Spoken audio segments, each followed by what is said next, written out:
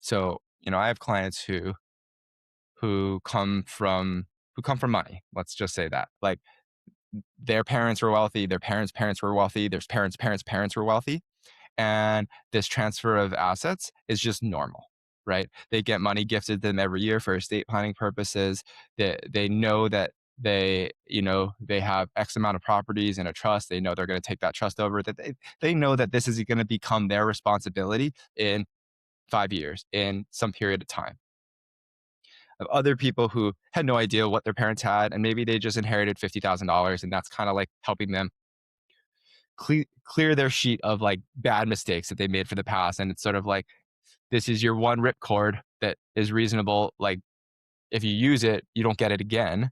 There's so there's a lot of like ways people go about it, ways people think about it, if they're prepared, if they're not.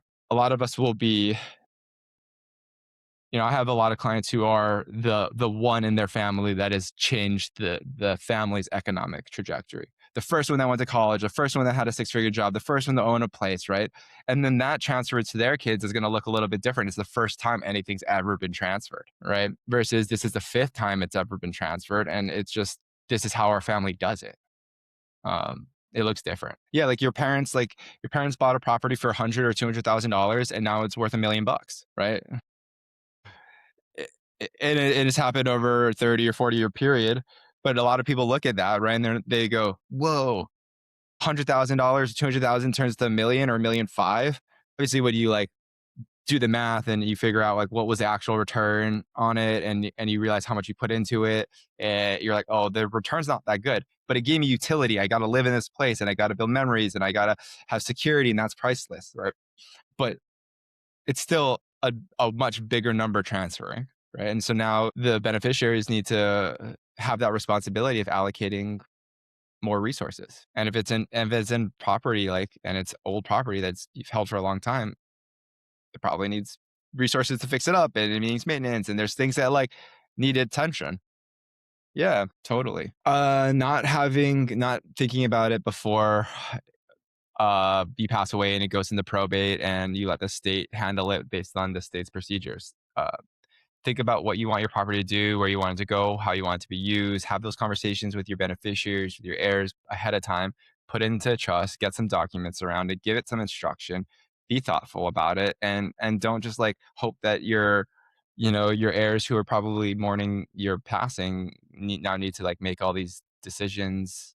And if they have zero context, your wishes, it's a little overwhelming. So don't leave them with that full burden like before they pass away. Depends on the situation. I definitely people will. I'll have people say like, should I want to sell this house, and like, you know, before they pass away, and it has a huge gain on it. I mean, those are like those are times where you're like, you might want to pass this asset to your beneficiaries, because typically real estate and assets get what they call a step up in basis. So the fair market value gets recalculated at the date of death, and then if you turn around and you sell it, you don't have to pay as much of a capital gains on it. So you have say this example we were talking about earlier, $200,000 home you purchased 30 or 40 years ago, they pass away, it's now worth 1.5 million, right? If your parents sold it, they would have to pay the capital gain on the difference between 1.5 and the 200,000, adjusted for whatever maintenance they put into it. But if you inherit it for 1.5, turn around, sell it the next day for 1.5, there's no capital gain on it. And so that's a huge benefit, uh, a huge tax benefit. So if that's your situation, like really consider holding your asset for a bit longer. And then if when you receive it, like, do you sell it? Do you keep it? Up to you. Are you going to live in it? Like, you need to ask yourself what's the intention of this value, right? Like this equity, which translates to money, which just translate as to a tool to transfer value. And what do you want this money to mean for your life? How do you want it to serve you? How do you want it to function?